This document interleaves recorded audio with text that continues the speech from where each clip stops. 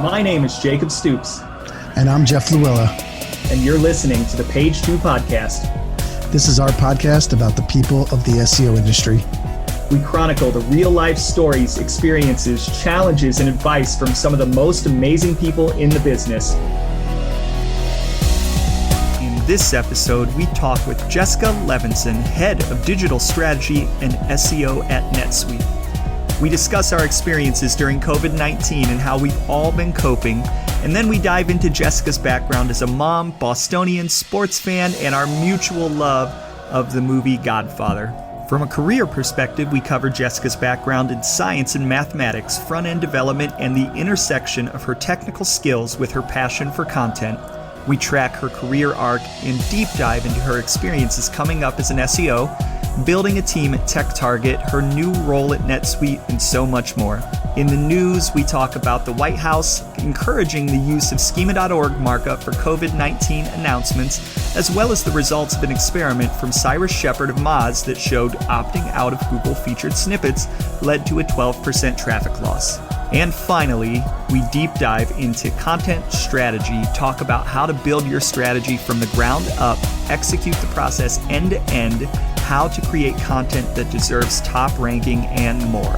So get your popcorn ready as we tell Jessica's SEO story and have another great roundtable discussion.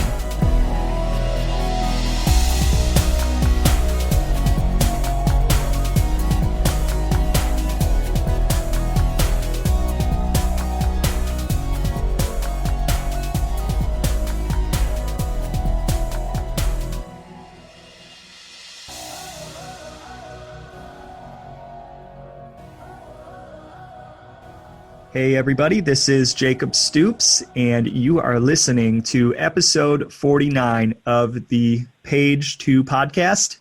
That's right, we are almost at episode 50, which will be our season 2 finale, and I'm going to give a bit of a spoiler alert because we were talking about The Godfather before we jumped on.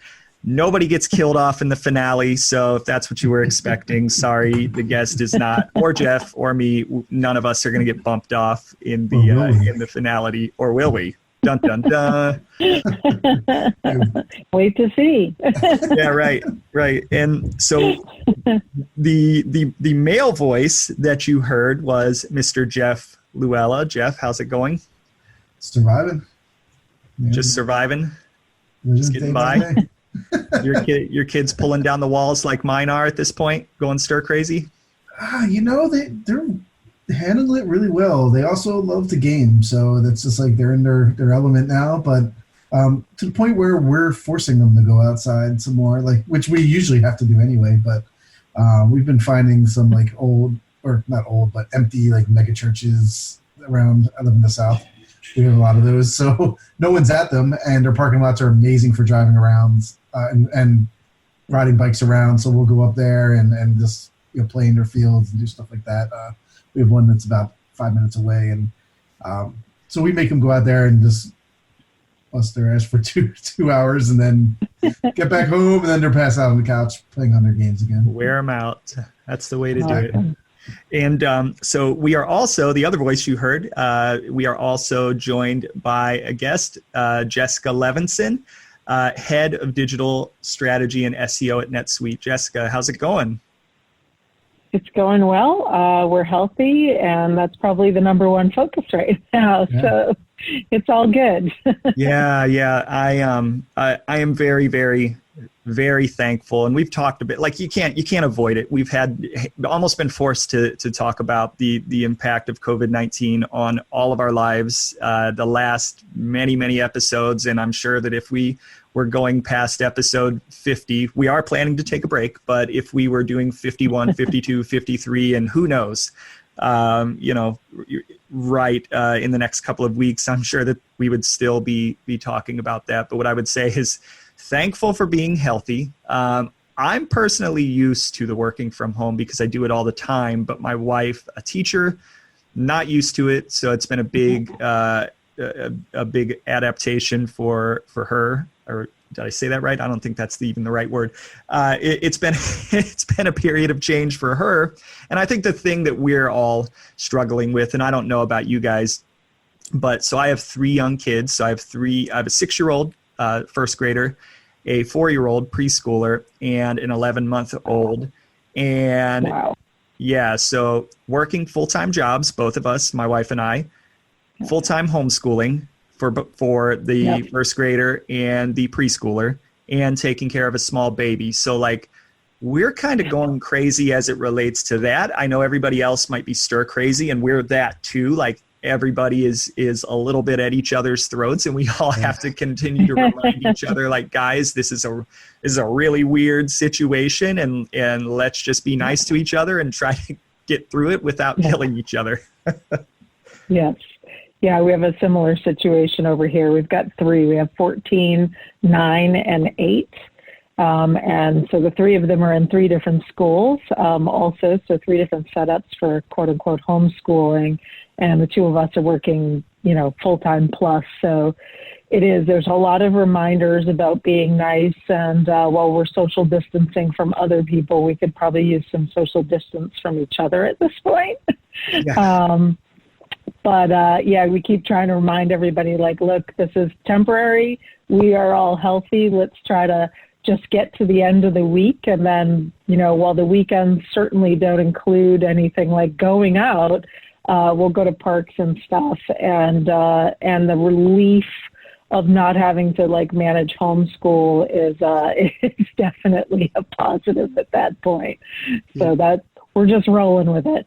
We just got notes from our school district that they are cutting back on some of the homeschooling assignments because they feel the kids are in enough stress right now. So yes, it's interesting because I didn't think they were giving them enough because we want 8 hours worth of work, come back in 8 hours. But right. They're getting about it. They were getting about it 2 hours. Now they're going to be getting about an hour. So.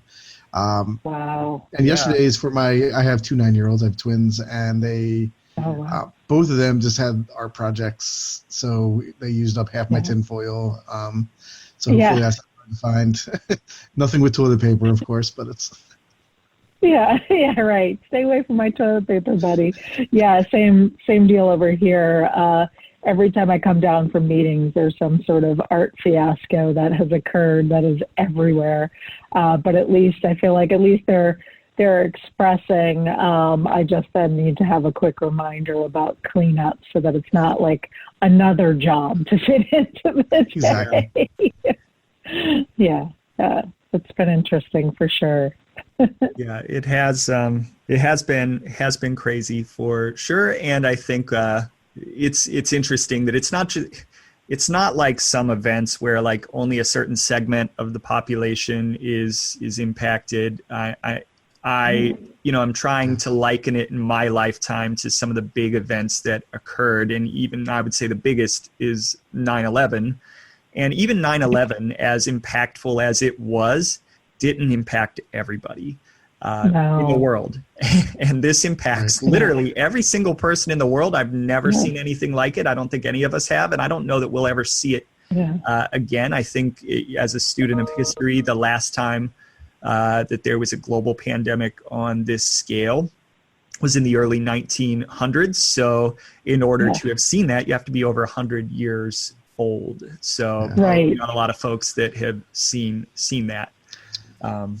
Crazy. Though they seem to be growing. It seems like now we have like a calendar over the last 20 years of things that almost became this. Right.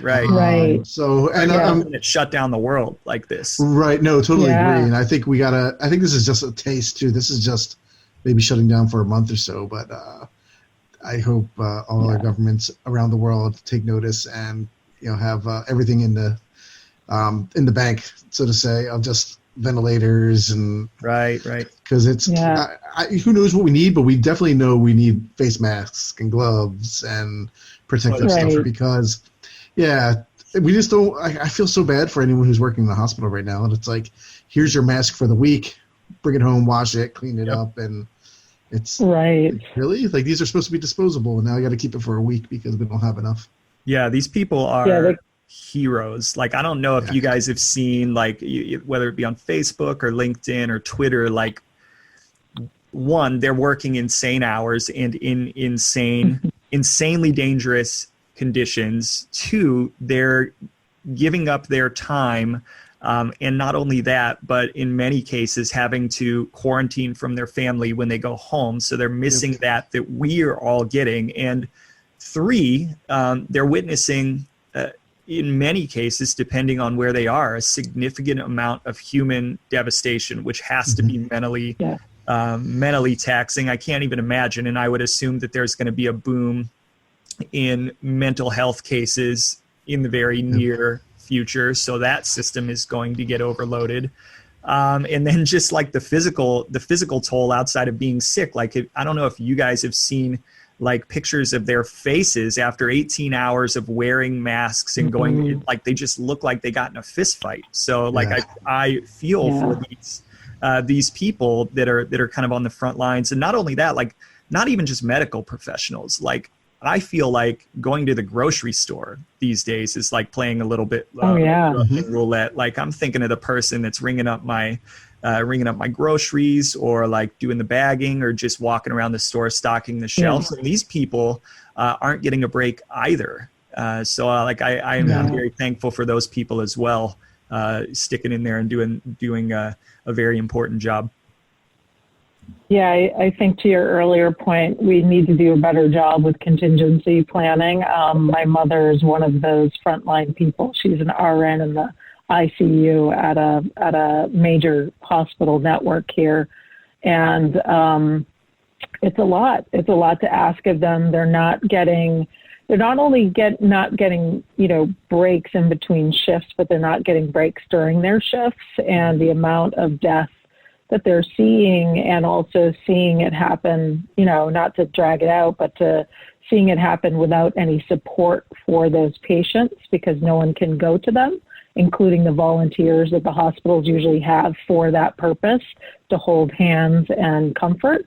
So that's really hard. And then to your point, the grocery workers, I remember just a couple of weeks ago, I was at the store and I was asking if it was okay if I helped bag, because I was trying to help the process because the backlog was bad.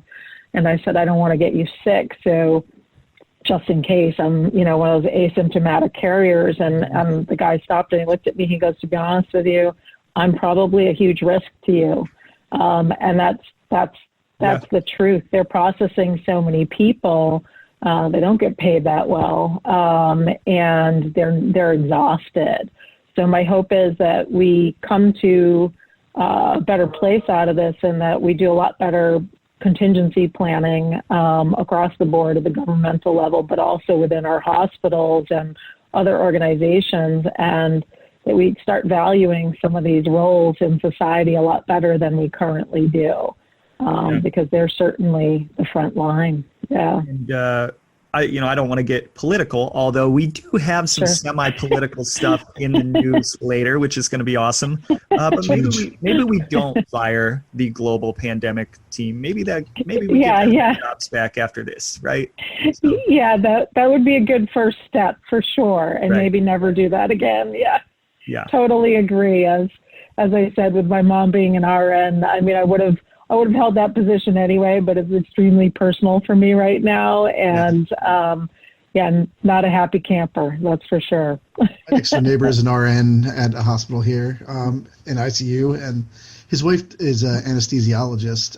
She's out of work. She's out of work, but because she works mostly in the elective side of things. But no electives. They luckily had a rental property that they were trying to rent out.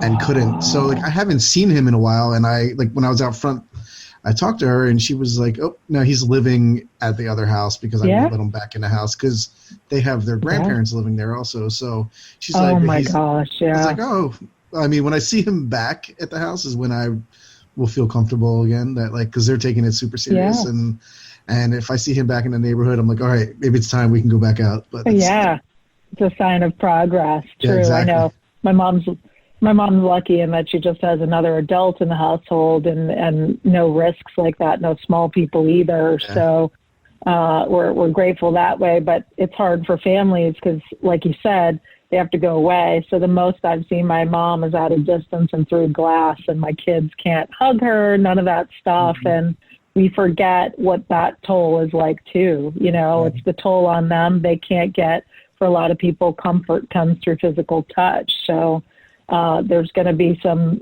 a lot of hugging, I think, when we're all through this and able to get back near each other, for sure. Yeah, we're one weird situation that we're about to deal with is my son is about to turn 1. And we usually have really big birthday parties for our kids. Same. And this year it's going to be a Zoom party. Yeah. So that'll be really interesting. We'll celebrate for him. And obviously he's young. He's not going to remember any of this, but it'll be a little bittersweet for us as parents and for siblings, I think, to not have the entire group of family and friends that we normally have in the big celebration. We've been having the car drive-by parades where everyone decorates their car. Oh, yes. And, they surprise the kid by bringing them out to their driveway, and then 100 cars drive by honking and throwing out stuff to them. But, so that we've been through 4 of them so far, and we have 3 more planned. Wow. So it's cool. I mean, I think it's good for them. It's also, as a parent, I don't have to sit at a kid's birthday party for 2 hours, which is great. I drive by, I'm like, happy birthday! We're done. Our local police department even signed up to where you can actually message them 48 hours in advance, and they will come with police cars and trucks to your house. That's awesome. Which I think is amazing. And at the very least, on the positive side, to your point, the community is coming together for that kind of stuff, and that's at least heartwarming, Yeah, that is true. I'm happy about that. Yeah. And just for the record, Jeff, at our birthday parties, we do provide the adults with lots of alcohol, so you would absolutely have fun. Okay, Thank you very much. All right, so enough Debbie Downer talk. Let's actually get into, hopefully we can bring some positivity for the rest of the episode after we've just probably depressed everybody about the world situation.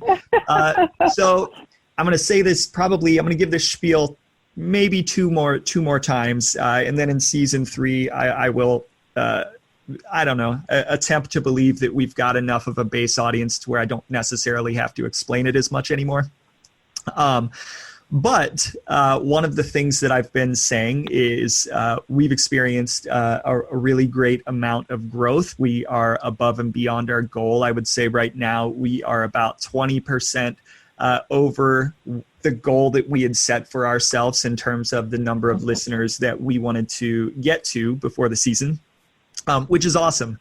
And we are incredibly thankful for those that have listened, those that have helped promote the show.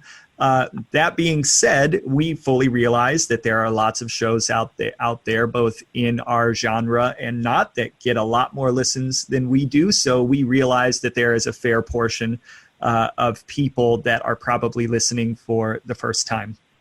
So for those of you listening for the first time, I definitely want to explain the episodes, what you might hear, and the format. So when I started the podcast about a year and a half ago now, a year and a half ago now, one, I wanted to have a voice in the industry, but I was really, I'm a slow writer. So blogging wasn't going to do it for me. And I had kind of, I'm also a procrastinator. So I don't know. I just knew that wasn't going to work in terms of finding my voice within the industry. But with podcasting becoming a new medium and me also almost always having to have some sort of creative itch scratched, whether that's tinkering on my own website or just doing something technologically, if I go too long without having kind of a pet project like that, I start to I start to get an itch. And for me, this was a way to kind of scratch that itch, be creative, have a voice in the industry, not procrastinate, so on and so forth. So for me, that was good. In terms of what it means to have a voice in the industry, there are already, there are tons of blog posts, tons of thought leaders, a fair amount of podcasts that talk about the subject. And I didn't want to be another one of those podcasts or a YouTube channel or whatever that I pretend that I've got all of the knowledge. I know all of the secrets. I know everything. I'm the best SEO.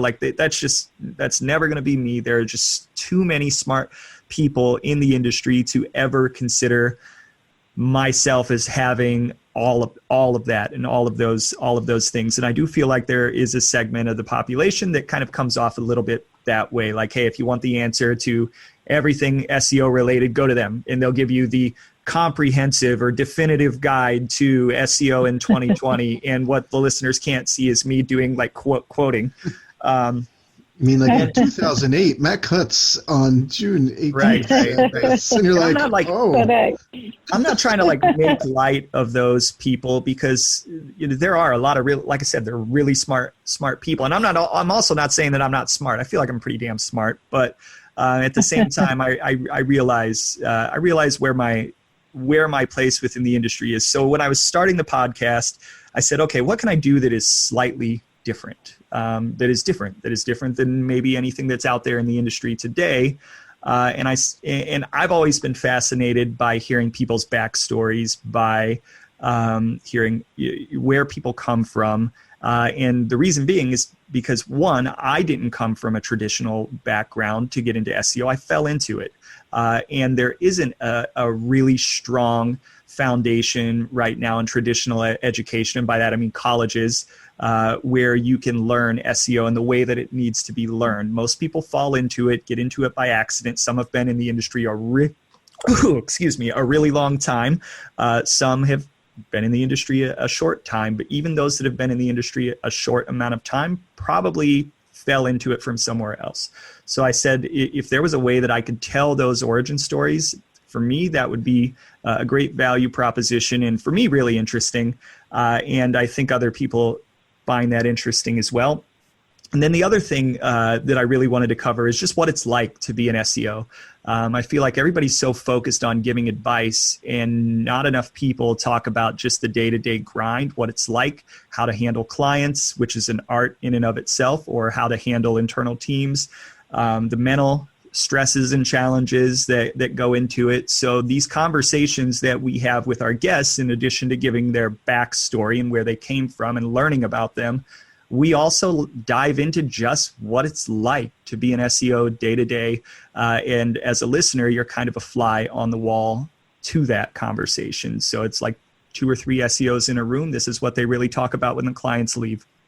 In season 2, obviously we brought Jeff on, and I think Jeff has been a great addition to bring another perspective, another voice. Jeff's been in the industry for a very long time, and there pretty much isn't one person that I've named that Jeff doesn't know either directly or very closely, like 2 to 3 connections from, like the Kevin Bacon thing. So I think Jeff has brought a huge network of people, just that he's connected with over the years, and a lot of expertise. So we brought him on and needed some balance, and Jeff has helped balance things out. You needed that person that knew everything. Yes, yeah, I did need the person that knew everything. That's the balance. Jeff is smart and I'm dumb. And we decided to do a couple of different things, because the first season was really like diving deep into the guests, and we wanted to kind of, I don't know, test out some new segments. So this season we have a segment that is focused on the news of the day, which is basically Jeff reading the news, me yelling about it. I can promise that it is probably not going to stay around, only because there isn't often a lot of breaking news. There are just small stories that we talk about, and sometimes we've got to get pretty meta to have something to cover week in and week out. So that is probably going away. We're going to do it today because we've got some interesting stuff coming out of the White House, and an interesting test regarding featured snippets. But probably the next 2 episodes will be the last 2 episodes where it's a segment. Not that we won't talk about news, but I don't think it's going to be a recurring segment. One segment that we added this season that probably will stay is the deep dive. And today we are going to deep dive into content strategy. Okay, so that was a lot of us talking about things not related to our guest. So I'm going to shut up now. And Jessica, I want to kind of put you in the spotlight. Tell our listeners a little bit about yourself, who you are, and how you got into SEO. Sure. So we've already got my name down, Jessica, and I'm the head of digital strategy and SEO, as you said, at NetSuite. I started out, I went to college to study computer science and mathematics, and I started out my career really when I was an intern in front-end development and design. So for me, like most people, I didn't go to school for SEO. This was also a really long time ago. I've been in SEO for something like 15 years. The progression for me was just the obvious need and desire to make sure that the sites that I was working on were actually findable. As I always boil it down, is like, what's the point of a site that nobody can see? Who cares what it looks like if they're not able to get there? And what I found over progression of my career, when I was working for actually a small search agency in the west of Boston area, was that more than I enjoyed doing the development and design, I really liked the strategic and business side of the house. So when I started learning more and more about search and what made websites perform and be findable, I came to the point of realizing that that's really what I wanted to do. Something just clicked. And I think part of it is the fact that it's the marrying of creative and technology still, but that I could have a really big voice in strategy and planning. And so here I am today, and I've stuck with it since then, and really love it. So outside of your career progression, who are you as a person? Oh boy. So I think from my own perspective or someone else's, no. Right. Yeah. So I think anybody that's seen me on Twitter, I tend to be a little mouthy. I would describe myself as very bleeding heart, progressively minded, political, and I tend to see business as not completely divested from that. I see a need to be cognizant of diversity of voices and inclusion in the business place. I love sports. I'm from Boston, so I'm a born and bred Boston fan across the board. Don't bring up Tom Brady. I don't want to talk about it. No, I'm just kidding. I'm fine with it. I'm a mom. I probably kvetch a bit about my kids probably today because I put a big sign up on my door that said no. And I think it was probably about 120 seconds after that my daughter just walked through the door without even a knock, even though there was a big no on the door. So that's kind of my life. And remote work is a big passion of mine as well. I'm fully remote, not due to COVID, although the timing of me starting this new role and going fully remote again for the second time in my career did happen to overlap. And I'm an avid reader and lover of history as well, which I suppose factors well into the love of politics. Wow. So, gosh, you might be one of the few people that we've interviewed, although maybe I just didn't give the other people a chance to say it, that is also a history buff. And not only that, we were talking about it before the call, you love The Godfather, which makes you like one of my favorite people. All right. That was easy. Yeah. Yeah, I do. I have a passion for first of all, I have a passion for crime shows in general, but definitely mafia movies started very early in my childhood, and I still love them. And as I was talking about, there isn't a time where the Godfather series is aired that I don't end up watching it again, much to the chagrin of my household.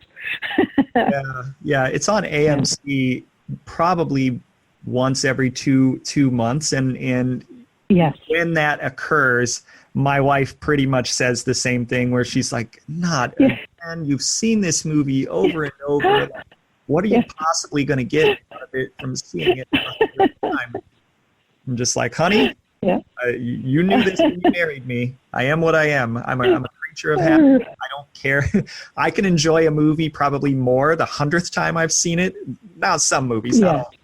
The movies that I like, I enjoy them still, even at the 100th time that I've seen them, because you pick up on new things, or you've learned new things about them. I've definitely studied the history of the mob, so I know a lot about that. But then like mob movies, I've watched a lot of like behind the scenes, and it's just, I find it fascinating, the dichotomy of, especially The Godfather. If anybody hasn't ever heard about all of the drama and the politics between the studio and the actual mafia involved in the filming, and Francis Ford Coppola, God help him. I'm shocked that he was even able to get the movie completed, given everything that he went through. So if you're interested in that stuff, definitely recommend going and listening to documentaries about that stuff. But all right, so let's get back into SEO. So we're going to be talking, I think, about a broad spectrum of stuff today. And with your background in science and mathematics and in front-end dev, that actually seems a little bit like the antithesis of somebody that is also passionate about content. So I guess talk about the other side of the house in content, and kind of why you love that, without deep diving, because we're going to deep dive on that later. Sure. So let me divulge one fact about myself that might explain it a little. So my parents met in art school, and I was accepted to art school, and I chose instead to go into computer science and mathematics. Absolutely a 50-50 right and left brain thinker. So that might explain my love of the content side of things a little bit better. I definitely feel passionately about user experience, and content is a huge piece of that. One of the things that I did consider when I was going into school and I was interning at EMC, which is now Dell EMC, was becoming a technical writer. And then I realized quickly that after doing some manual writing for their Symmetrics product line, that it was super dry and definitely not where I wanted to be. And so here we are today. And I think my passion for that started pretty early, even before my interest in SEO. Yeah, I find that in Jeff, I think you would say that you're probably you love to lean on the technical side, and well, Jeff, I'll let you speak to that. I don't want to put words in your mouth. No, totally. I mean, that's kind of my shtick. Been doing that for a long time. Though I do like, so in the content side of things, I do like the data and the kind of more of the technical side of content, where like evaluating it, seeing what works and what's not. I don't have the emotional piece that, like, so if I need to connect with my writers or my readers, I might not have that, but I could say this performed better than this and things like that. So that's one of the when it comes to content, I really like looking at that. And I also have been enjoying playing with things like natural language things, where I get to run your content through some sort of algorithms to see kind of like some of the basics. I haven't gotten really into it, but sediment entities, things like that. So that way we can pull it out and be like, what does Google see in this content? But at the same time, like I tell writers, just write and let me be a nerd on the other side. But I need to connect with my customers, and I'm not the greatest at that. So that it sounds like you come from the JR school, or the JR Oaks school of content. Although I'm sure JR does like content analysis, but that just sounds like something that he would do. Oh yeah, he's like the Jedi level of it, and I'm like the very, very basics of it. So, but he's definitely one of those people I look up to. Him and Hamlet, just like right. The ways to go through stuff there, and they're so open with all their code. I just have to learn how to read it one day. Right. Yeah. So what I was getting to before I mildly insulted Jeff's ability to do content was was that I myself came up as a designer, just like you. Went to art school as a graphic designer. Nice. And kind of fell out of it. I was very immature in college and just fell out of college and bumped into SEO. But I started as a WordPress designer, so I wouldn't call myself a developer, but like some front end coder. and so on and so forth. And it has, 14 years down the line, that experience has really, really tremendously helped me. But there are times when I get bucketed as just a technical SEO, and I really don't like that, because my passion, my true passion, lies on the content side, competitive analysis, keyword research. I'm 14 years in, and I love doing keyword research like the first day. Same. Yeah, it's and maybe I think I do lack on the marketing side of things, like just thinking about things more broadly, maybe connecting with customers a little bit. But I don't know. I think that we all have room to grow. But yeah, I love diving into content strategy and watching it work. It's awesome. Absolutely. No, I'm right there with you. There isn't, the forensics of it, digging in and doing that analysis and then making the plans, just like what you just said. From the first moment that I learned those things, I still have that same level of excitement. And I'm working on a new one right now. And I get completely jazzed, and on the technical side, being able to use tools like, Market Muse formerly, now I use Phrase quite a bit, in conjunction with just, you still need that human layer of understanding people and translation to your business and your objectives. It's not plug and play, but still being able to assess and do inventories around coverage and things is phenomenal. So it looks like you have been at NetSuite for a fairly short amount of time. So I guess what does your ramp up look like, and what has been your experience thus far there? And then I guess, or maybe if you want to go back and talk about your previous company where you were at for quite a bit longer, and just, I guess, talk about your experience, talk about your day-to-day, your transition to NetSuite. I don't know, just take us through that. Take the listeners through that. Sure. Yeah, sure. So what I'll say is, let me just back up even a little bit further, is I've done agency side a couple of times for the past, I guess, probably close to 8 or 9 years. I've been in B2B technology in-house. I was at UBM. After leaving the agency world, I went into UBM, which has a lot of very tech-focused brands and events, including Dark Reading, Information Week, and Gama Sutra. To name some gamer stuff that people probably recognize. Really at that point, I was the only SEO across a very large organization, which had some challenges and opportunities. And so my role there, much like going into TechTarget, was to be both content and technical focused. The difference at UBM was I was the only person. At TechTarget, I inherited a team and then kind of rebuilt it and rounded it out a little bit more based on our increasing involvement in content itself. I think my jump into TechTarget certainly was a huge learning experience on the B2B side in terms of buyer's journey and the research that they do before making purchasing decisions. And the interesting difference there compared to like my life at Catalyst with B2C brands is the point of purchase was not with us. So we were basically the holder of all things of consideration immediately up into pre-transactional, including pre-transactional, and then all purchases thereafter involved brands like the one I'm at right now, NetSuite. And I think the excitement there is like coming to an understanding of how to build that kind of strategy, knowing that you are only holding those eyeballs and that interest until that point. And then the added coolness of having a product at the company that is, has a proprietary algorithm that is assessing the consumption of content to decide how warm and cold the lead is. So that's an amount of knowledge and experience that's pretty incredible.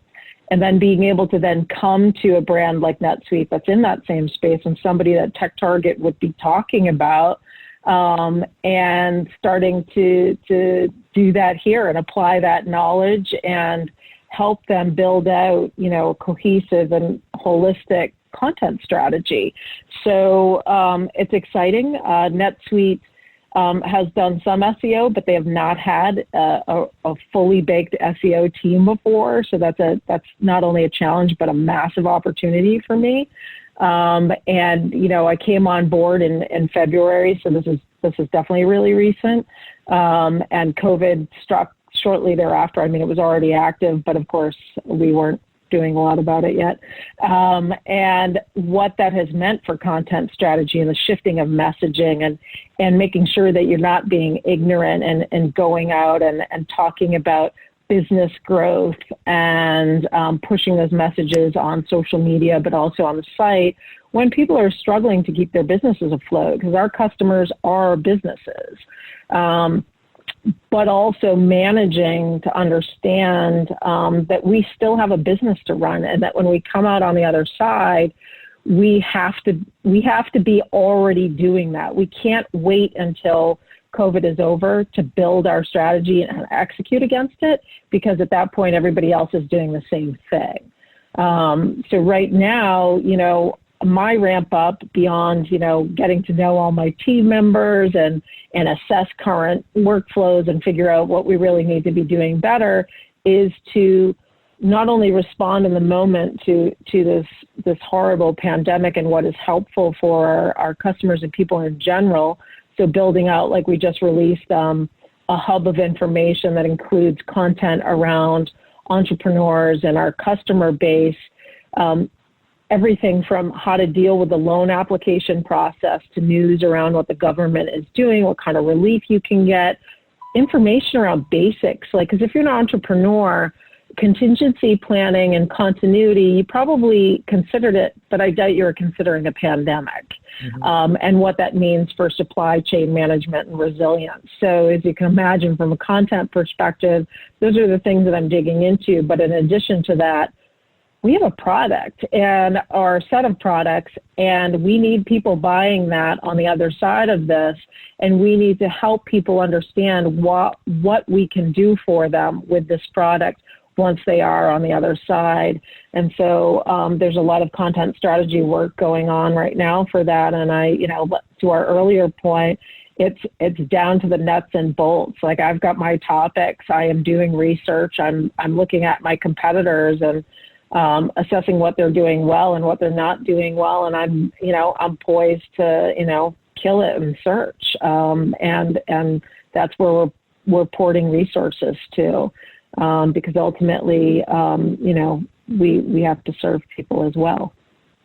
Yeah, I think there were a lot of interesting potential building blocks and tangents that I want to ask about based on some of what you said. But I think as someone who works in an agency, and Jeff, I know you're kind of experiencing this as well. We work across a variety of clients and industries in any one day.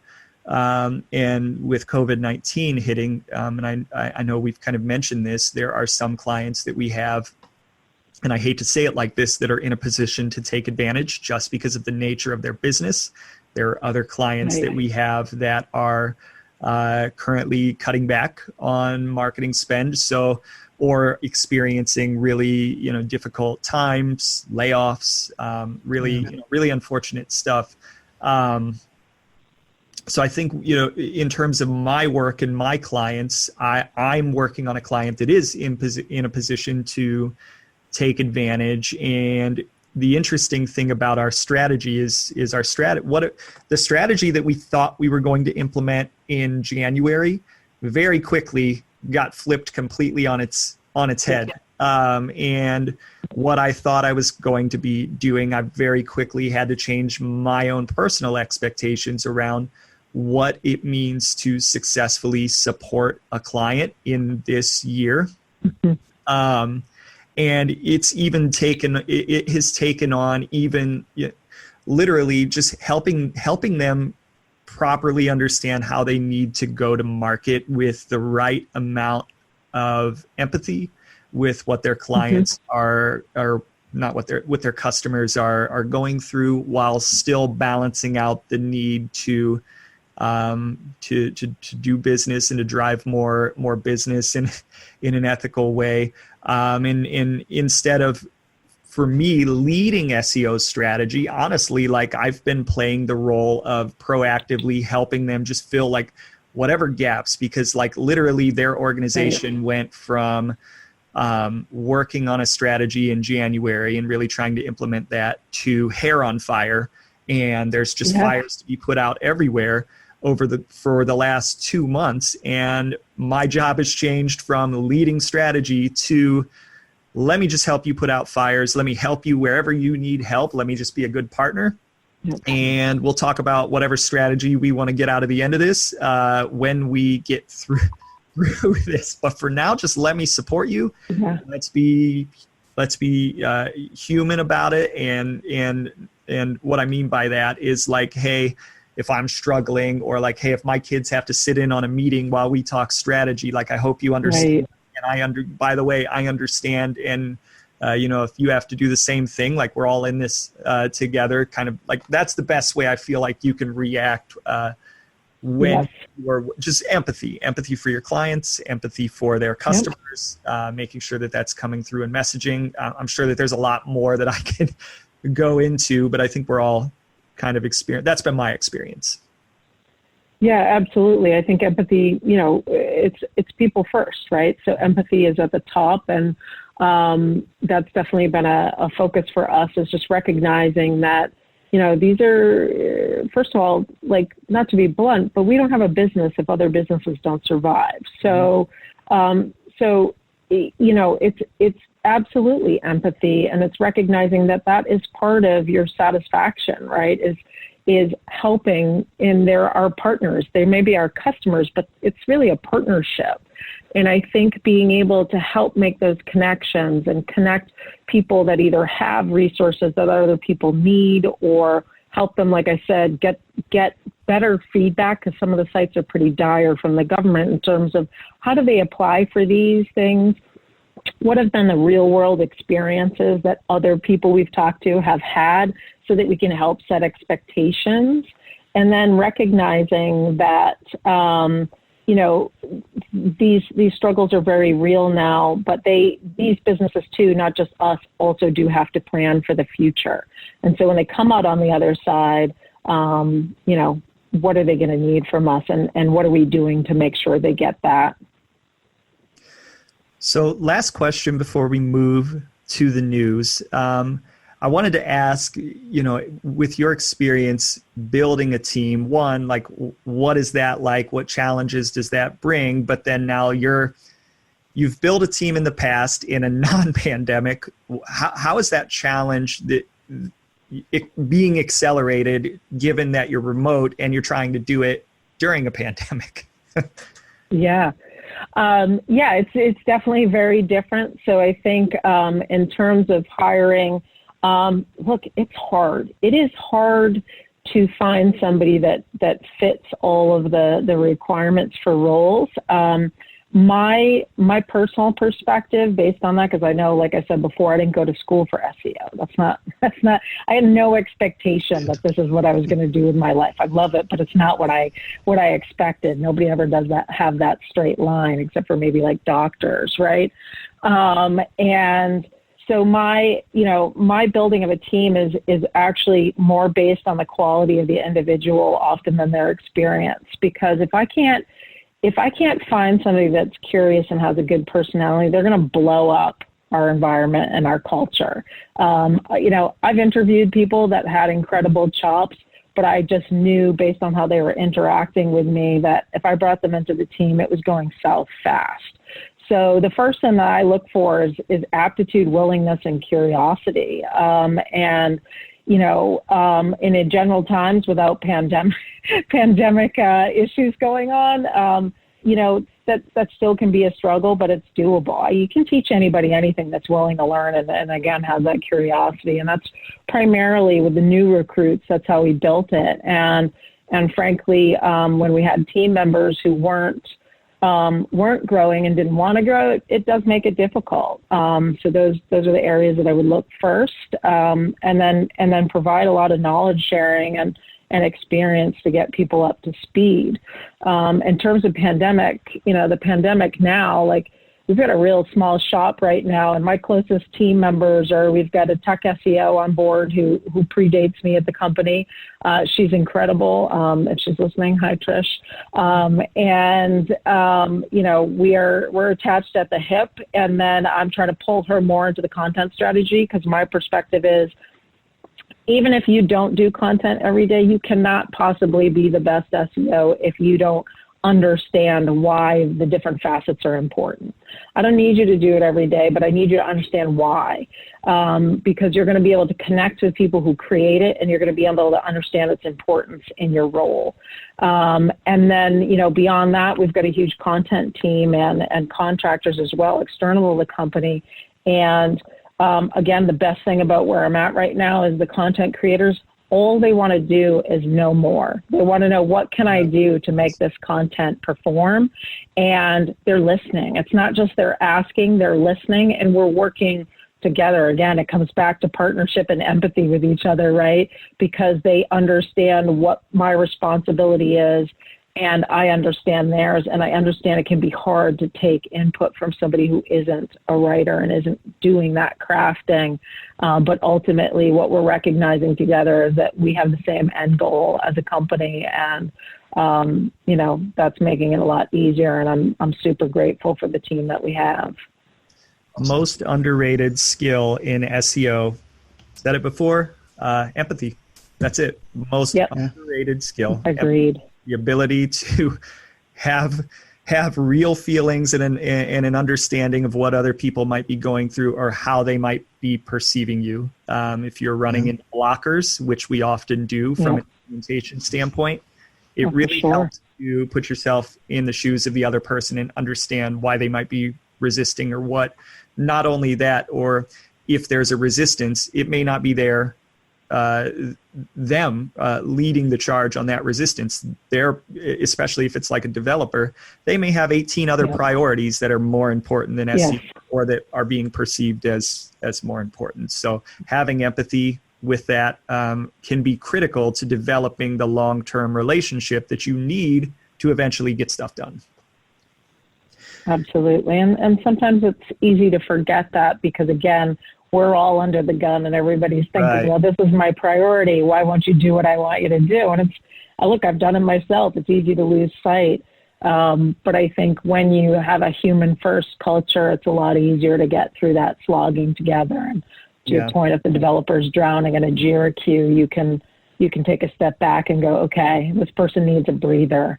And then let's figure out how what I'm asking for can fit into that, and maybe is of benefit somewhere along the line, because it's actually going to save them time if we talk about it now instead of later.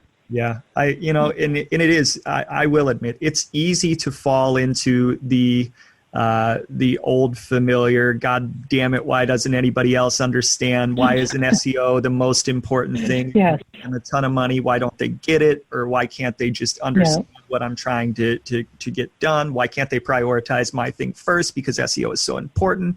Very easy to fall in. And it's a very comfortable place too, because SEOs, I don't know what your experience has been, but SEOs like to bitch about things as much as any other profession, if not more. And not only that, I think there's a certain camaraderie that's built when you can complain about something. So SEOs are very good at that. Yeah. We tear down websites all day, so of course we're good at bitching and complaining about things. Yeah, you having gone to art school, I liken it to it's one of the reasons why I didn't want to go, actually, besides not wanting to struggle with art, is the critique factor, right? And yes, we're put in the position of doing the critique all the time, which not only can make it easy to slip into that, but it also sets a perception of us that can be pretty negative, even when we're not trying to be. And we're thinking, we're just helping you, and everybody else is thinking, no, you're just telling me what I'm doing wrong all the time. And so, it gets hard. Especially on the design side of things, where I did a little web design, and it's like being critiqued by people who never went to design or art school. Yes. And and they're like, hey, we don't want this or this and this, and it's like we want it to be bright orange and not match anything else. And you're like, all right, why'd you hire the expert if you knew what you're doing? Yeah, one of the biggest lessons I learned in that when I was in the agency world is never put up anything in front of them that you don't want to actually see again, because inevitably they always pick the worst out of the selection. Yes, yep, true, absolutely, so true. Okay, so let's move on and let's move into the news. We've got two news stories. So Jeff, I'll let you kind of take it.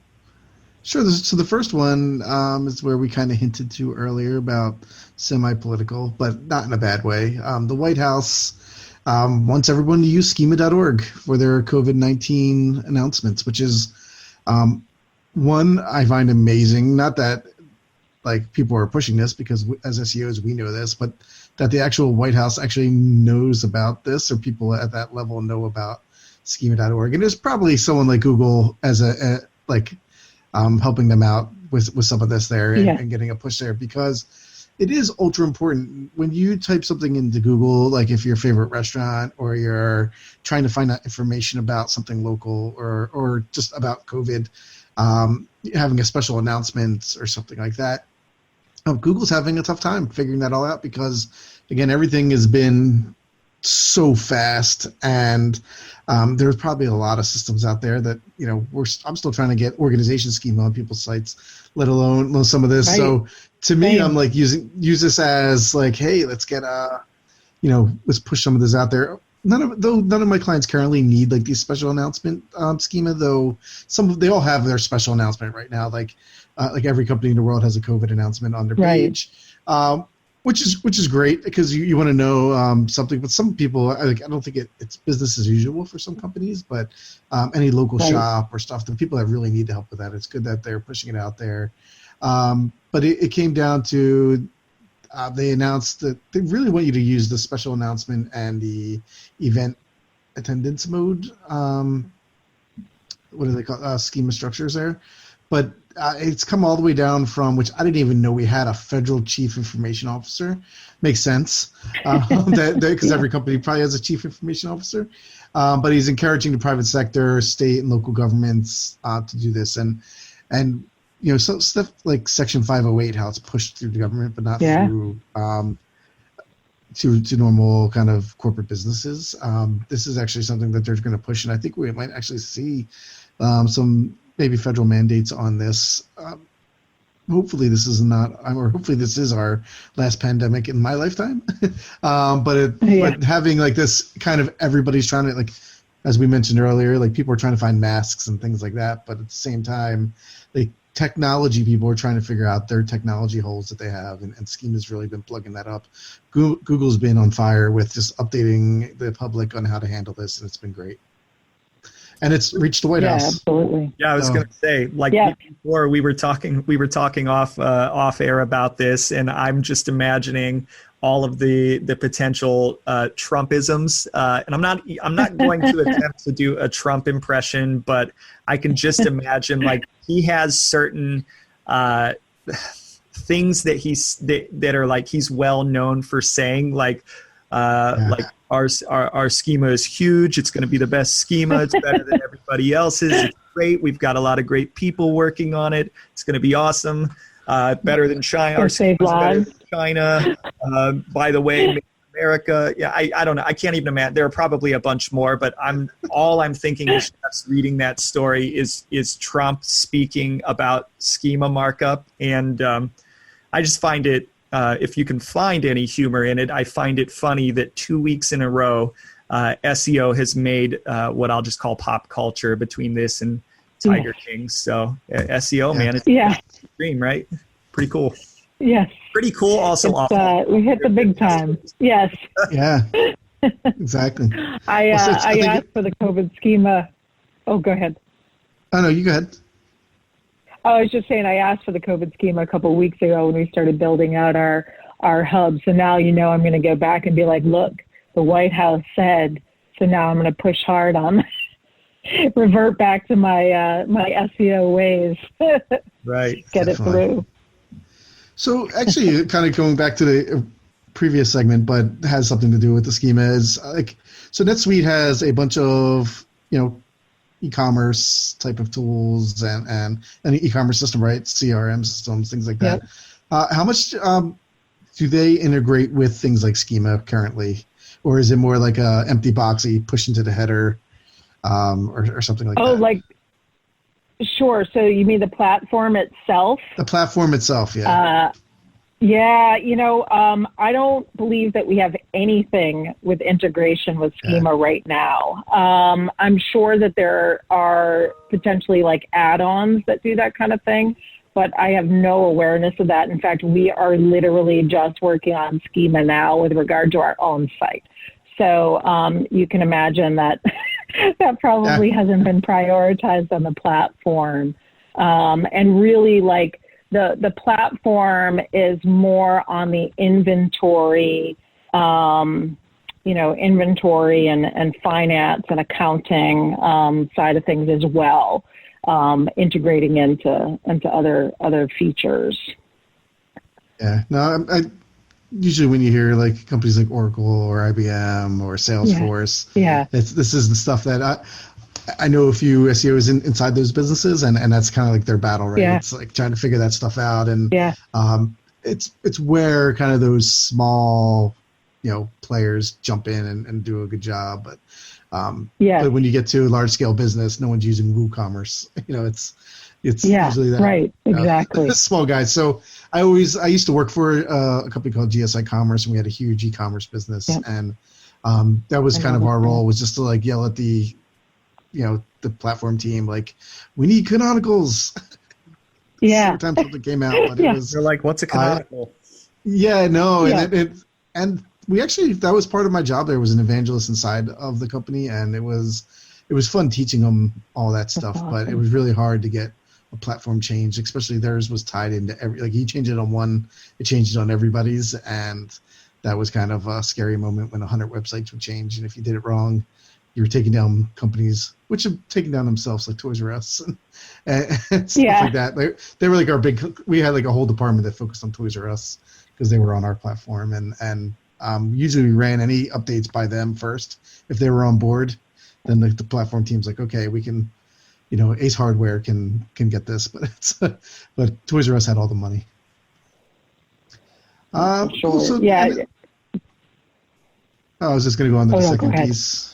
Yeah. Sure. So the second piece of the news here is that opting out of Google's feature snippets led to a 12% loss in traffic. And this was an article by Cyrus Shepard, and I think he teamed up with Search Pilot to do some A/B testings where they snippeted their content on a certain amount of it and ran tests on it. And they saw that their traffic has lost 12% of the traffic just by not going in. And I think this is going to be different for many different sites out there, but Moz is one of those companies that has a lot of information, a lot of like what is SEO type of content, which would get feature snippets. So I look at them as the extreme case, but that is a good number to know because nobody wants to lose any percentage.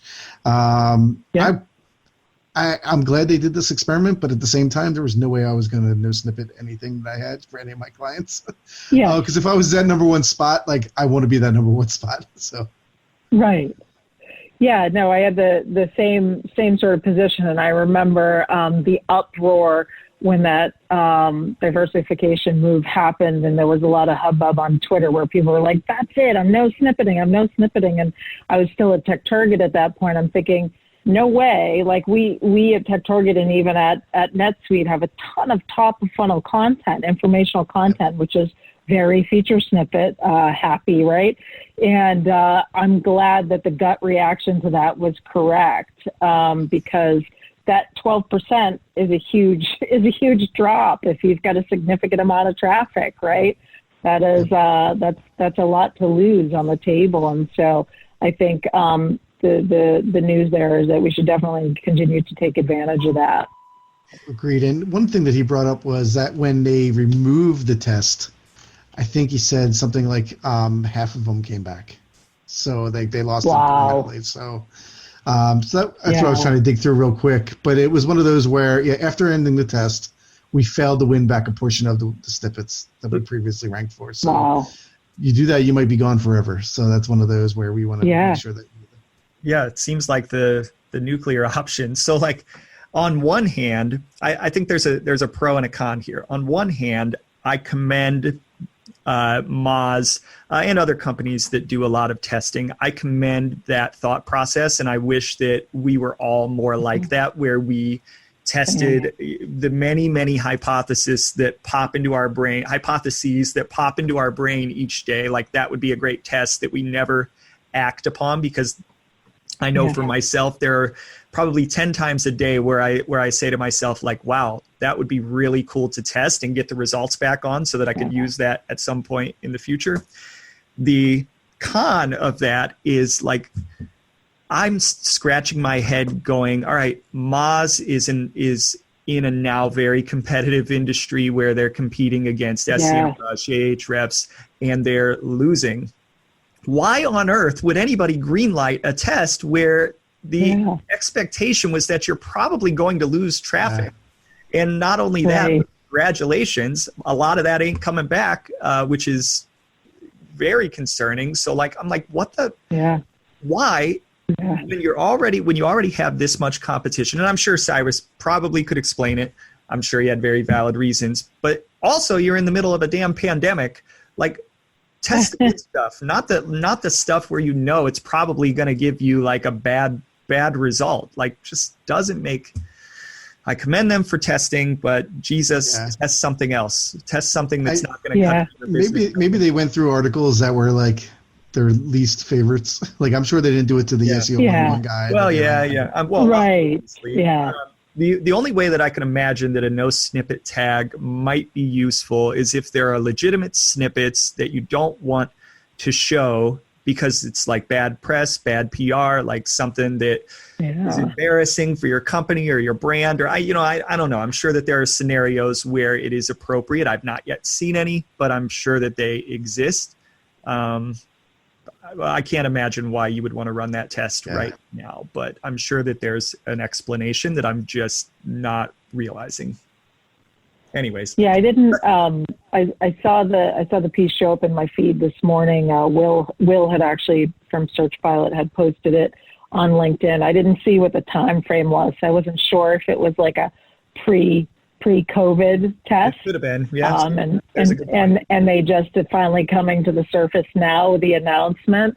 But I think you're right. I think if I recall correctly during the buzz that there was a supposition that you don't get traffic you don't get enough traffic from the snippet. It's a zero-click situation. If you're going to get the click, it was off the organic result.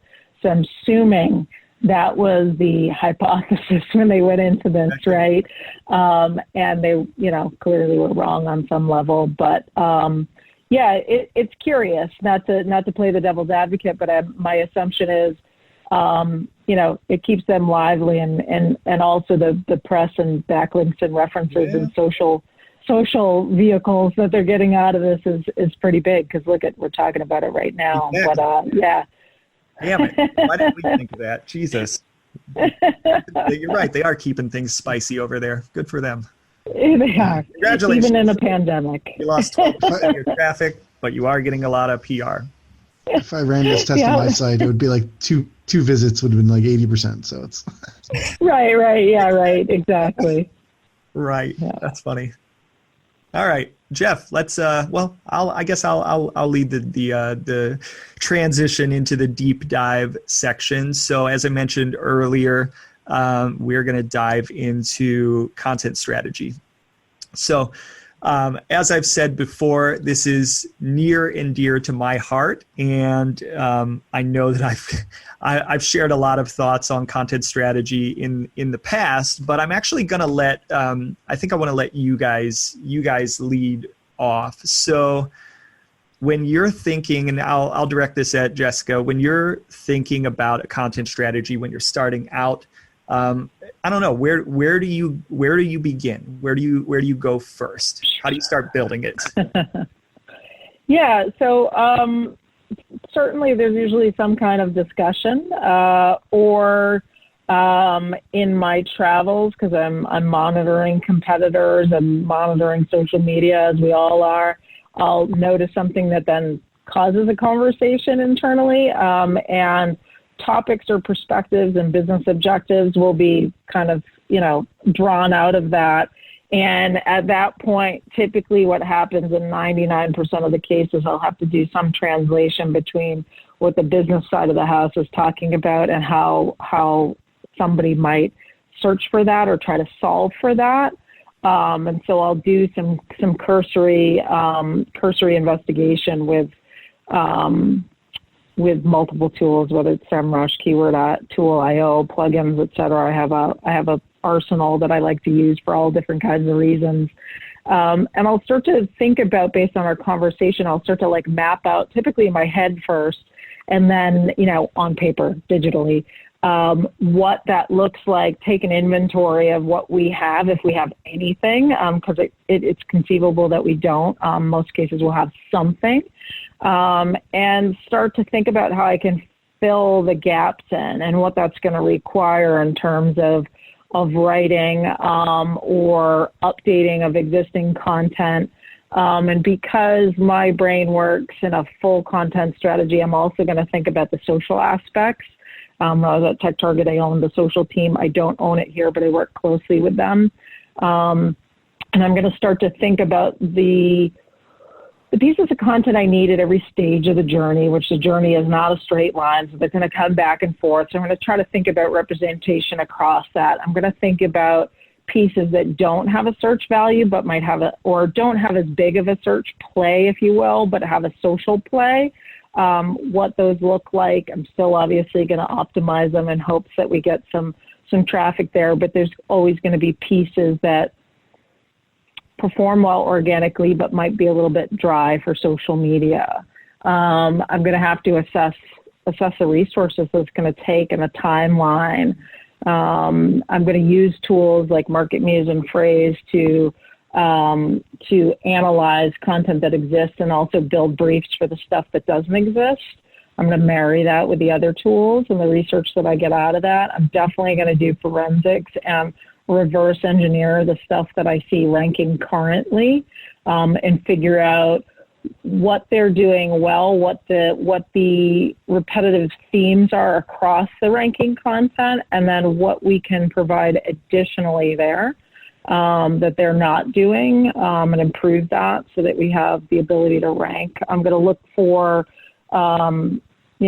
ways to package that content. I do see value, and I've proven out in many instances that packaging, whether you call it hub and spoke or pillar and cluster modeling, works really well for us in terms of building topical authority and rankings. So, for instance, right now I'm doing that. And then, meeting with the stakeholders and figuring out with the SMEs, either internal or external, what I've missed. Because I'm an SEO, it doesn't mean that I'm going to 100% get everything. For instance, if I'm talking about accounting management, I'm not going to hit it all. Even with all the research that I do, I'm pretty comprehensive. I'm going to miss things. I'm not going to have all the nuances or necessarily nail all of the role or persona level stuff. So I'm going to work with my team to make sure that I can get all those holes filled. And then from that point, that's when you really start executing on the briefs, assignments, and staggering that out in whatever makes sense with regard to the resources and timeline that you have. And then there is I'm super methodical about, again, the linking portion of that and making sure that everything's connected well.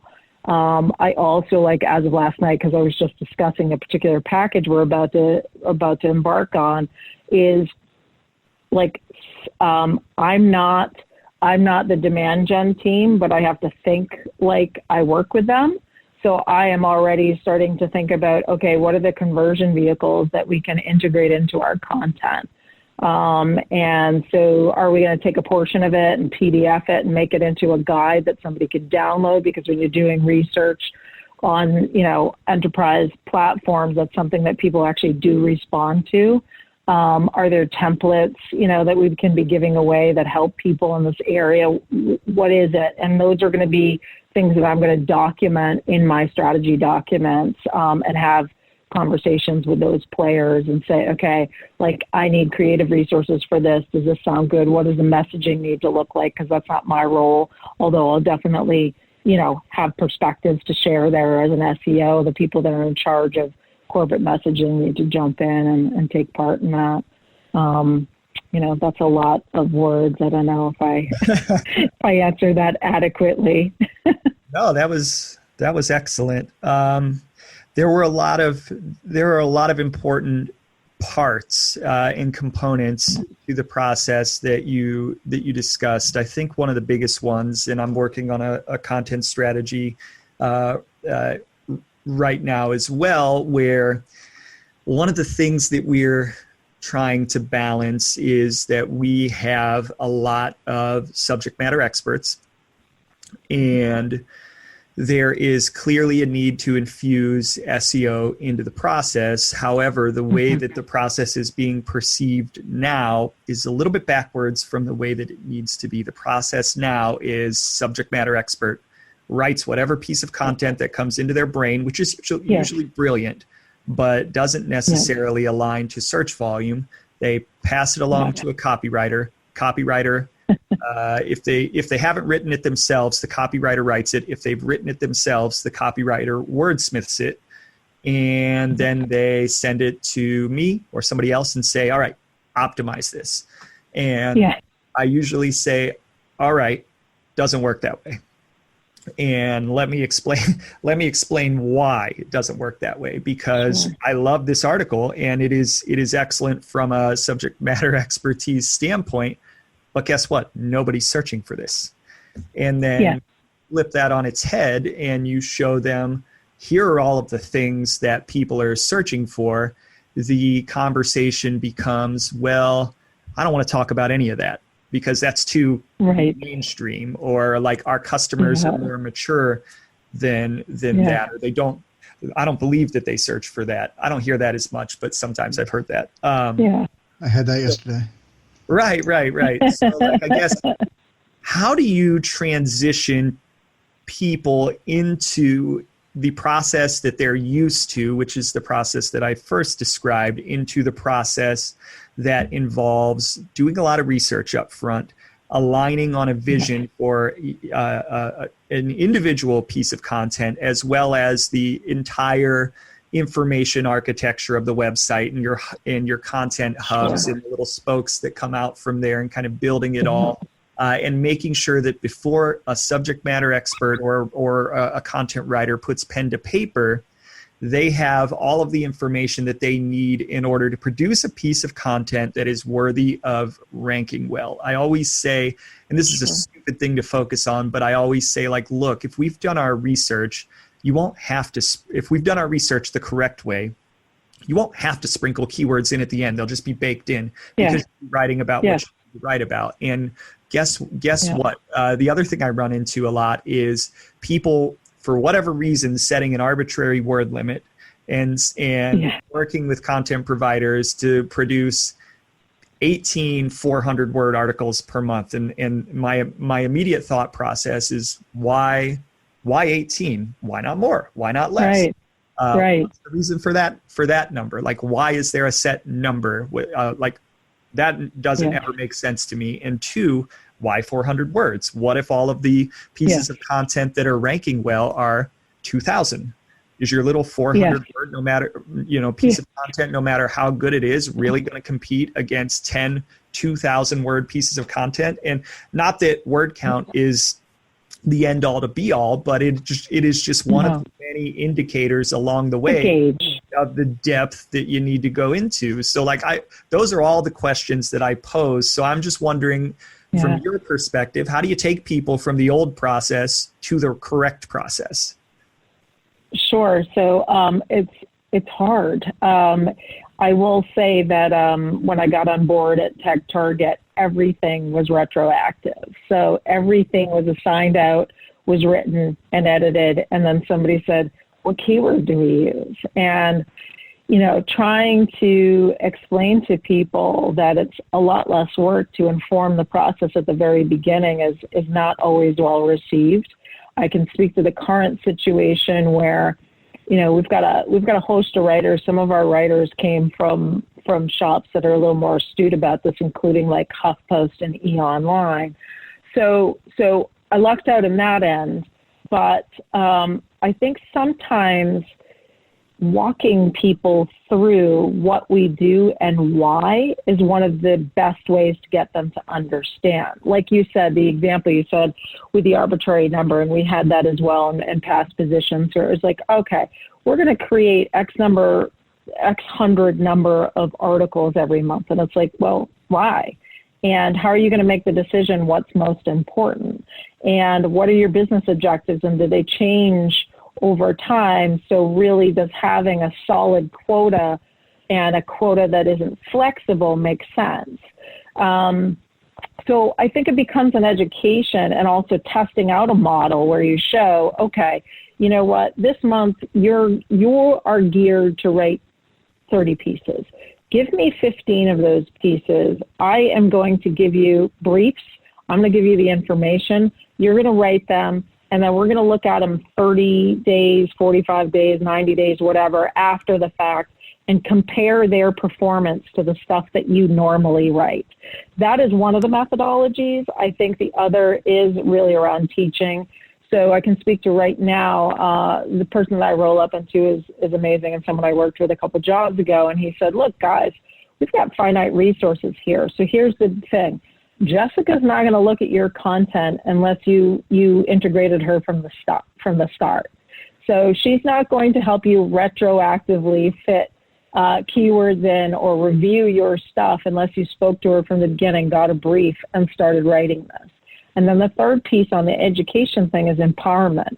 I cannot look at everything that gets produced. And even after I build out my team and grow our resources here, we cannot be looking at everything. So then it's about giving people tools and information so that they are doing exactly like that. Like I have 2 people on my team, and I said, look, it's not 2 people in total, but these 2 people in specific.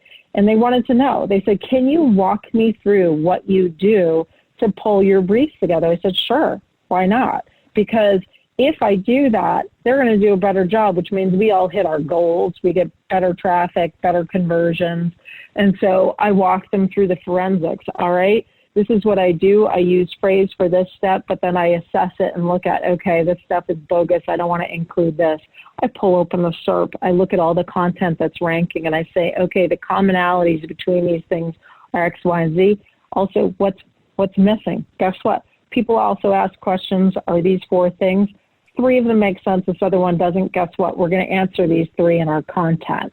And just walk them through it, and they have aha moments. And provided it's, again, somebody who's curious, somebody who's competitive, that's an important piece to it, and somebody who cares about the business objectives, you're going to win in that situation, and they're going to start to do that naturally as part of their process. And then also on my end, recognizing that not all of the content will have the same goal. And so I will just understand and expect to see some content that comes out for different reasons, whether they're sales conversations or whatever. And those are not going to have briefs. They're not going to have a lot of organic traction, but they're serving some other purpose, and that's okay.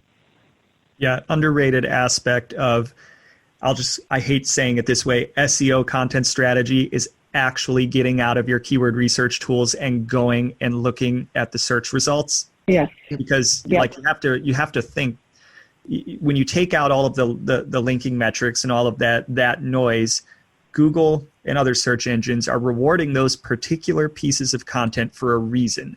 If you can figure out what that reason is and use that as your baseline, and then figure out what you as a brand and a business can do to meet that as the floor, and then put your own spin upon it or go above and beyond to make your piece of content more worthy of ranking, that's where you need to go.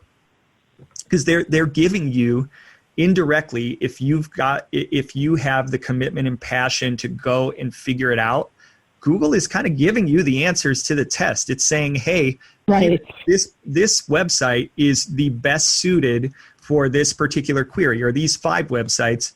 And all you need to do, and it's not to say that you can overcome big brands with enormous link profiles, right? That's another discussion. But if you just break it down to its basics, you get an understanding of what they're doing, reverse engineer it.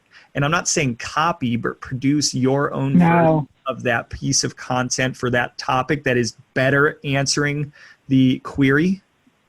You create the goal is to create a content that is worthy of being number one, right? That's the goal. Absolutely. Yeah. And I think one of the added struggles, and I don't know about you guys, but the content creators that I'm working with 90% of the time are people who've gone to school for journalism. And they're hearing all through school and through through working out actual media brands, like, you got to create something different. And in print, when things are sitting on a shelf, it's far easier to make that work.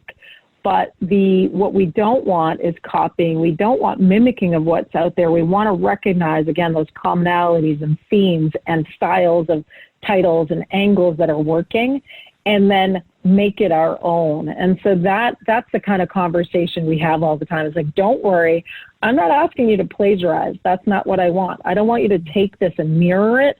I want you to learn from what's happening here, be comprehensive, cobble that all together, add something of value beyond that makes us different from everybody else, and will garner the clicks. And guess what? If it doesn't work, we're going to tweak it and keep tweaking it until we get what we need. And I'm going to ask one last question before I let Jeff jump in, because I know he has questions. Sure. What do you do when they say, that process sounds great and I'm sure it will drive a lot of clicks, but it takes too long? It takes more time than I have, or it requires more words.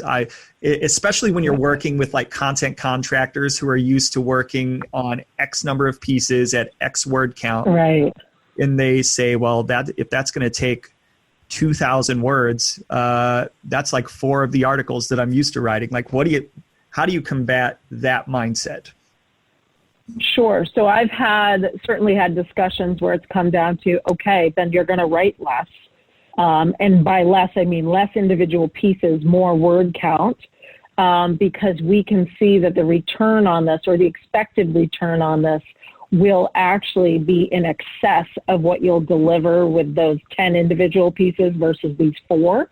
So we have those kind of conversations. And again, back to the test, I'm going to ask them, you know what, for the next month or 2, let's test it and do half and half.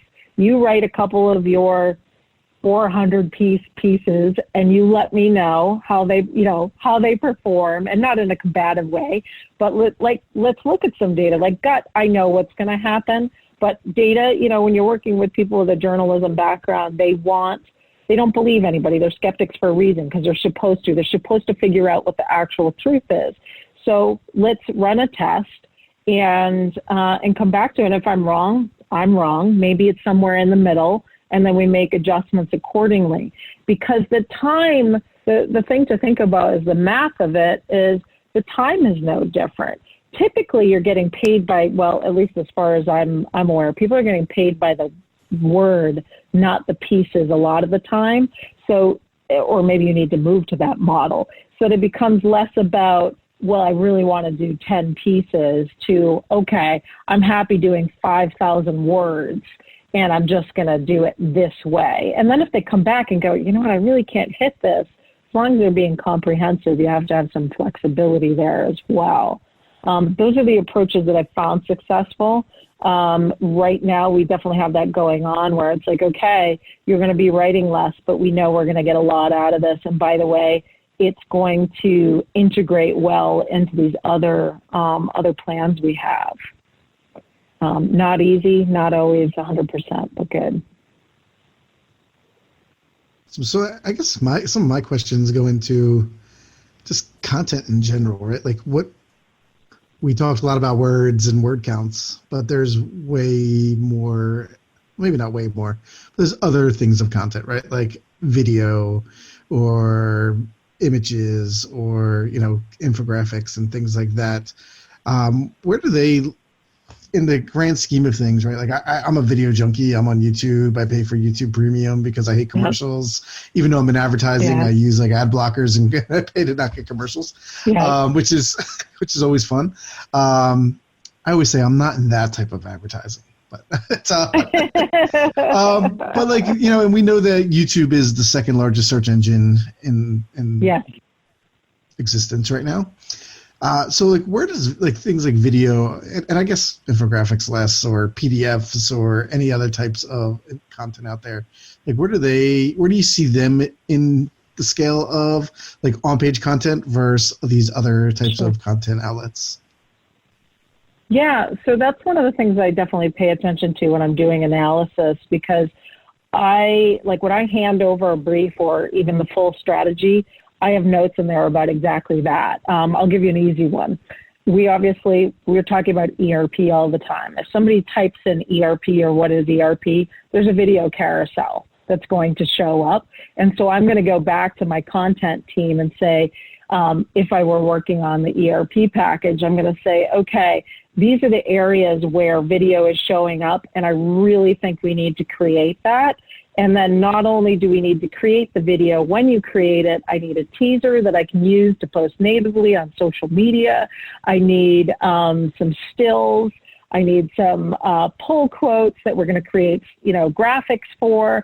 And then also I'm going to point out you need to embed that video in this content, because I think like it's the what is ERP piece as an example, and it's relevant, and hopefully it'll increase, time on page, and that'll be great. And then, paying attention to the YouTube algorithm, I'm going to say the first 24 to 48 hours is huge. So I need you to have a promotion that's scheduled to drop when this thing is published and scheduled in the studio, et cetera. And all of that all the way through is going to be fully thought out, unless we don't have the resources to execute against it, in which case maybe it's a phase 2 operation.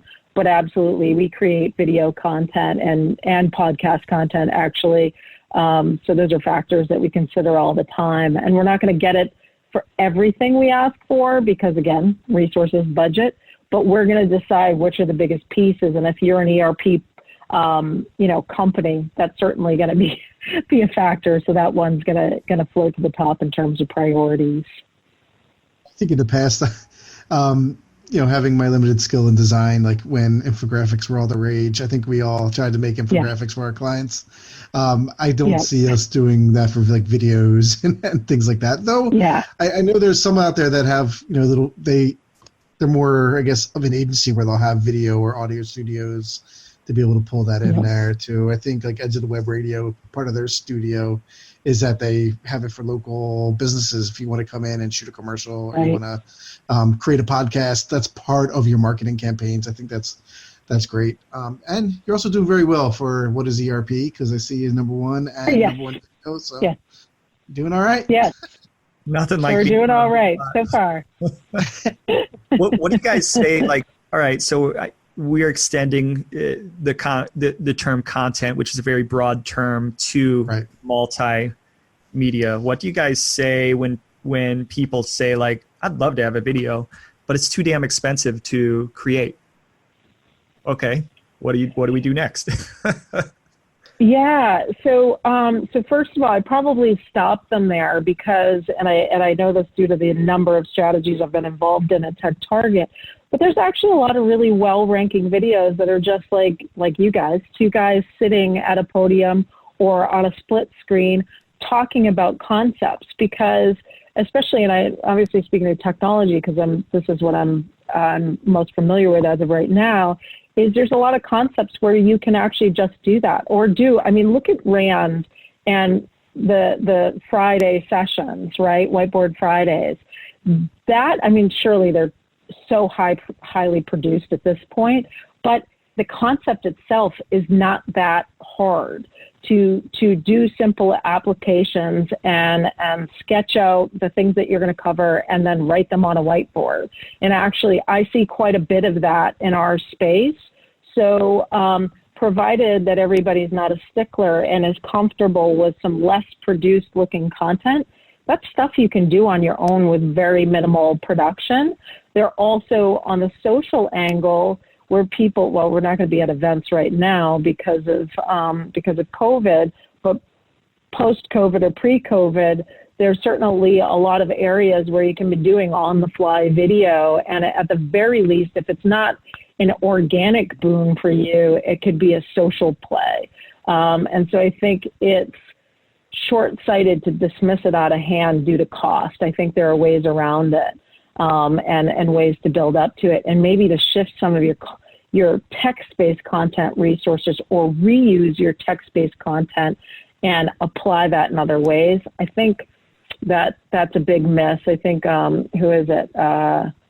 That Russ does a lot of the remix reuse, and I think that's one of the ways that, you know, you can save costs but get a lot more out of your content. Yeah, I was gonna ask about repurposing content. Video is a great example. I see all the time. Being a historian, and not only that, loving the mob, there are a lot of YouTube video creators that are now doing these very long form interviews with people who were former mobsters, or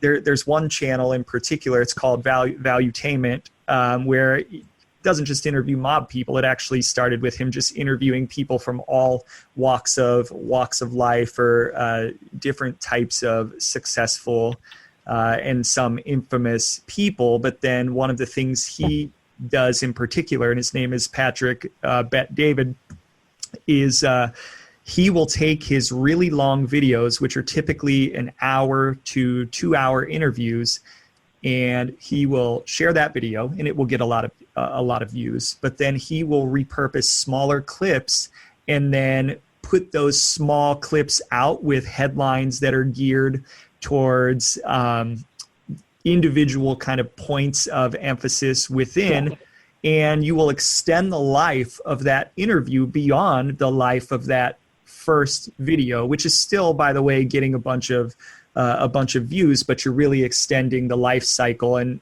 I'm wondering if there are ways to do that with other types of assets. Yeah. So I think so to the video point, it's funny that you bring it up. Let me address that first, because we're actually in the process of that. So one of our not NetSuite specific brands is owned by NetSuite, but not called NetSuite, is growwire.com, which is a site for entrepreneurs. And we shoot a ton of videos and also podcasts. And on our docket right now is exactly that. And in the COVID era, it's actually brought it kind of the forefront, because if you're sitting and meeting with restaurateurs or fashion industry magnates who have moved to like making masks or gowns for first responders and that kind of thing, there are themes that occur across the video and the content where you can do exactly that. You can start splicing those clips and making other pieces of content that are not just that full interview, but they're topic centric. So it's the pivoting concept or the resilience. Like, what are you doing now that you can't have, people sitting in your restaurant? Now you're reusing that. And here's a reel that is just everybody talking about the adaptability. I think other pieces of content that you can do that with, podcasts, all this, also the same thing, right? There may not be a video attached to this, but that doesn't mean you can't have YouTube presence with it, with the audio and maybe stills or quotes that are on screen, whatever makes sense. And then from the text base, you have white papers or the reverse direction. You're taking multiple pieces out of your package and creating a white paper, a PDF out of that, and it's a gateable asset that you can now, get conversion from. You're getting people to fill out a form.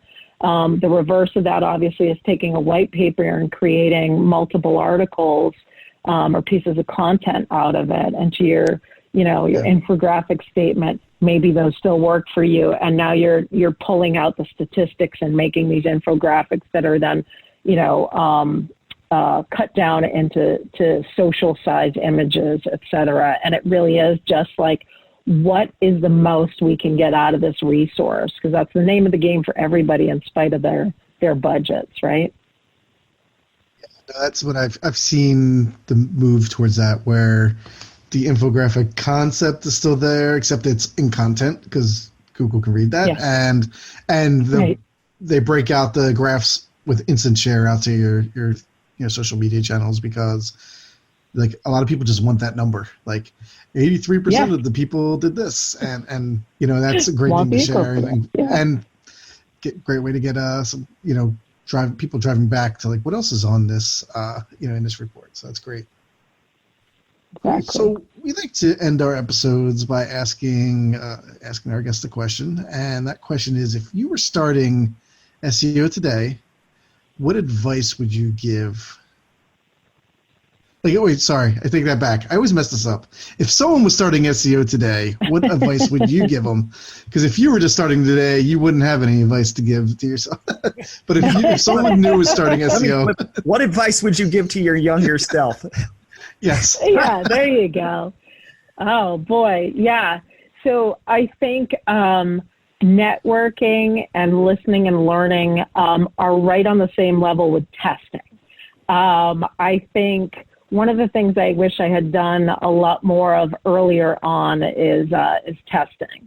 And I'm kind of introverted, so I was quiet for a long time too. So networking, I think, is super important. Making those relationships and learning from other people, keeping abreast of sort of what's going on, but then like testing it out, because it's not a guarantee that your experience is going to be the same as everybody else's, and whatever your brand or the multiple brands you're working with have nuances. And so there's a value in trying things out and learning for yourself. I liken it to when I was a little kid and I was asked my grandmother, what does this word mean? And she'd look at me and go read the dictionary. And it's the same thing. You learn by doing the action and you retain a lot more. And then it becomes that innate ability to even know things before you execute a lot of the time. But yeah, definitely networking, reading, and testing for sure. Absolutely agree. And Jessica, where can people find you? Yeah, sure. So they can find me on LinkedIn and Twitter. On Twitter, my handle is Gorilla Girl, and you can definitely follow me there. And fair warning that I am political, as I stated before, so you'll get a mix of stuff.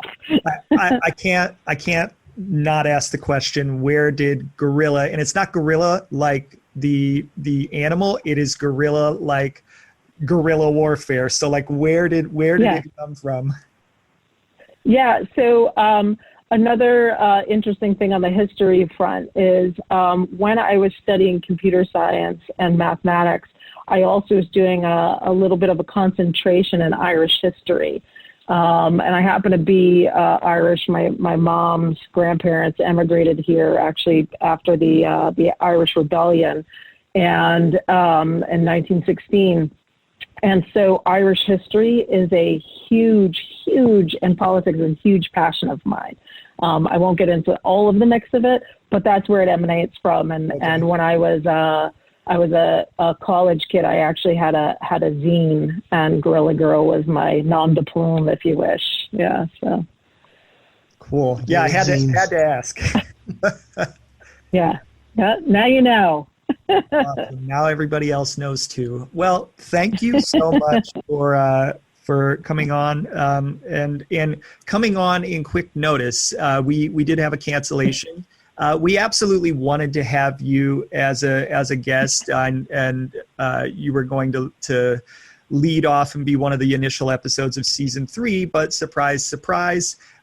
You came on earlier, so thank you for being very flexible with your schedule. And we've gone over on time yet again. We're really bad at that, so we appreciate you staying on and having a really great conversation with us.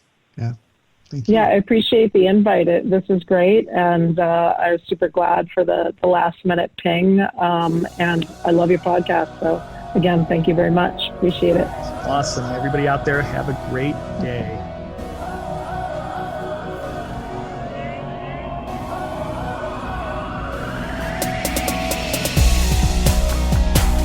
thank you so much for listening to the Page 2 podcast. If you'd like to find out more about the show or listen to more episodes, visit us at page2podcast.fm. That's page, the number 2, podcast.fm. Our episodes are also available on a number of other platforms, including Apple Podcasts, Google Podcasts, Spotify, Breaker, Deezer, Overcast, Pocket Cast, Stitcher, TuneIn, and more. Additionally, you can also listen to our show on our new YouTube channel.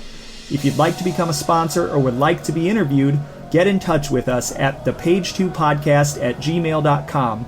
Until next time, happy optimizing.